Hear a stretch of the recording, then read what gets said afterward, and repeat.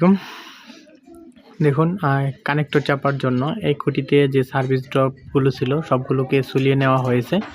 এখন কানেক্টর চাপা হবে। মূলত এটি একটা 8 সিসি পুল। 8 সিসি পুলে ছিদ্র থাকে না। 8 সিসি বলতে এটা স্টিল একটা পুল, যার জন্য ময়ের মাধ্যমে আমরা এই জায়গায় উঠে এখন সবগুলো সার্ভিস তারে কানেক্টর চেপে দেবো। যে আশেপাশে এই কী জানি বলে, এই খুঁটির আশেপাশে সমস্ত জায়গায় ঘরবাড়ি নির্মাণ করে ফেলেছে।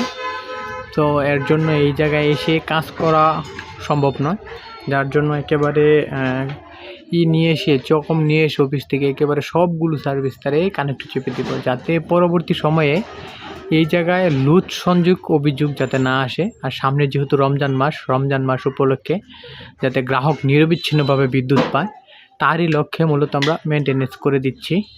এবং এই খুঁটি থেকে মিনিমাম সার্ভিস তার আছে 30 থেকে 35টা সার্ভিস তার। তো সবগুলো সার্ভিস তারে আমরা এখন কানেক্টর চেপে দিব।